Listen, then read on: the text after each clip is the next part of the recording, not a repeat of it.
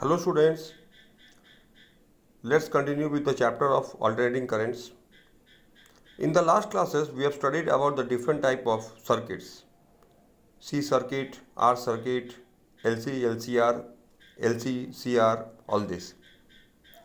Now today we are going to study the last type of the circuit, that is the LCR circuit, which means the circuit that contains both L, C and also R. L is what? The inductance, C is the capacitor and R is the resistor. So L is the inductance of the resistor, C is the capacitance of the capacitor and R is the resistance of the resistor. VL is the voltage drop across the inductor, VC is the voltage drop or potential drop across the capacitor and the same for the resistor.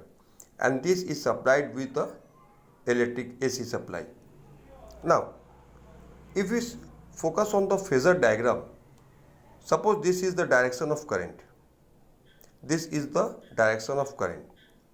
So the voltage drop, potential drop across VR, we know that VR and I are always in the same phase.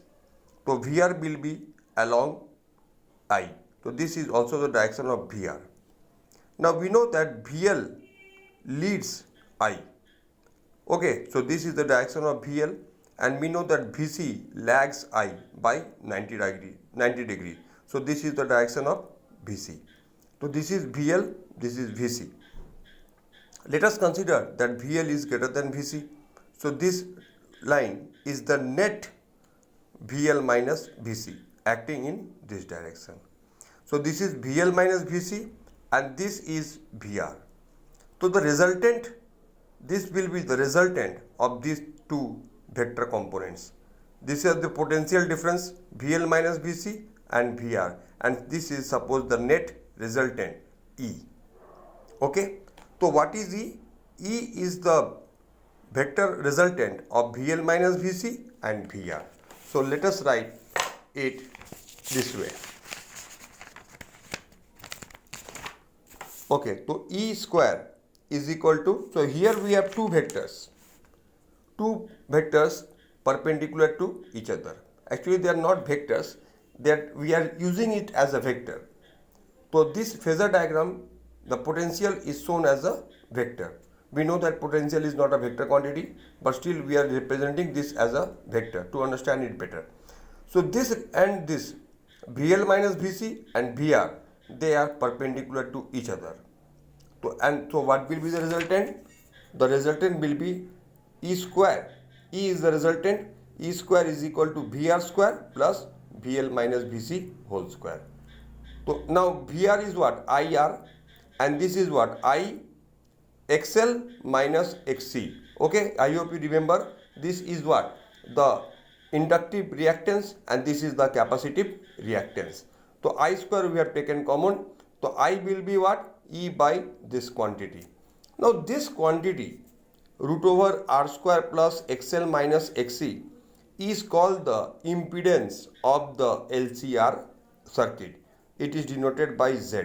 So this quantity is called the impedance of the LCR circuit. Now let us put the value of XL is what? Omega L, and XC is what? 1 by omega C. So what we will get? R square plus omega L minus 1 by omega C whole square. Now let us try to find the angle tan phi. This angle, this phi, the resultant makes with the VR. So tan phi will be what? VL minus VC by VR. If you put the value of VL, VC, VR, you will finally get omega L minus 1 by omega C. So this quantity is called the impedance, and the current in the will be more maximum if this quantity will be minimum. So when will this be minimum? Now see, so value of Z is this. Now when will be this quantity minimum? If the value of this square is 0, means you can say omega L is equal to 1 by omega C. So when we will have this situation that omega L is equal to 1 by omega C, then the value of impedance will be minimum. And what will be the value then? Root over R square, that is R. So we can say when a LCR circuit has minimum impedance, then it behaves like a purely resistive circuit. So a LCR circuit becomes a purely resistive circuit in case the impedance is minimum. Okay, and okay, now, so this, suppose you say omega L is equal to 1 by omega C. So what is the formula for omega? Omega square is equal to 1 by LC, or from here we will get omega is equal to 1 by root over LC. Now what is omega? I have told you in the previous class also, omega is 2 pi f. So what will be f? 1 by 2 pi omega. So from here we will get 1 by 2 pi root over LC, that is, and we call this frequency as the resonating frequency, because at this frequency the impedance of the LCR circuit is minimum. Okay, acha, and the circuit is behaving like a purely resistive circuit. Now, power in an AC current. The rate of dissipation of energy in an electrical circuit is called power. We have studied before electrical power. Suppose you say the power of a bulb is 40 watt. It means that the bulb is dissipating 40 joule of energy per second. The rate of dissipation of power is called what? And we have also studied that power is equal to VI. Here we are writing EI. So instantaneous power is equal to instantaneous EMF into instantaneous current, because we know the formula of power P equal to VI. So E is what? Actually E0 sin omega t, and I is, suppose we have taken a phase angle of phi. Suppose we have taken that E and I are having a phase difference of phi. So we are getting this. Now you expand this in the formula of sin A minus B. So what will you get? Sin A cos B minus cos A sin B. Now you multiply this sin omega t. So here we will get sin square omega t cos phi, and here we will get sin omega t cos omega t sin phi. So here if I take 2 here, so 2 sin theta cos theta will give sin 2 theta. So this half sin 2 theta sin phi. So this we have taken 2, so 2 we have multiplied divided to make this the multiple angle of sin 2 theta. So this 2 sin theta cos theta will give sin 2 theta sin phi. So for one complete cycle, sin square omega t is equal to half. Now the value of this is half, and the value of this sin 2 omega t is 0. So if you put these values, you will get just P equal to is half E0 I0 cos phi. Okay, because this will become half and this whole quantity will become 0. So P0 by root 2 into I0 by root 2 cos phi. Now we have seen in the beginning that E0 by root 2 is actually the RMS value. Okay, so what is the formula for power? So power is what?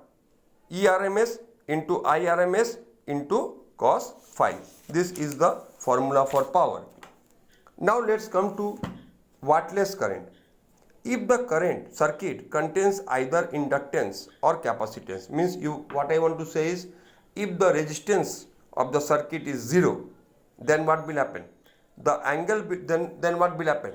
Then the phi will be 90 degree, because you can understand that that inductance and the angle between VL and VC is 180 degree. The angle between VL and VC is 180 degree, so the resultant will make 90 degree angle. Okay, so this angle, so power will be 0. So if resistance in the AC circuit is 0, although current flows in the circuit, yet the average power remains 0. That is, there is no dissipation of energy in the absence of resistance. We call such current as wattless current. Okay, because there is no dissipation of energy, so we say it is a powerless current or wattless current. Okay, students. So actually in practice no such current exists, but however we call this as wattless or power current. Okay, so this is all about the chapter.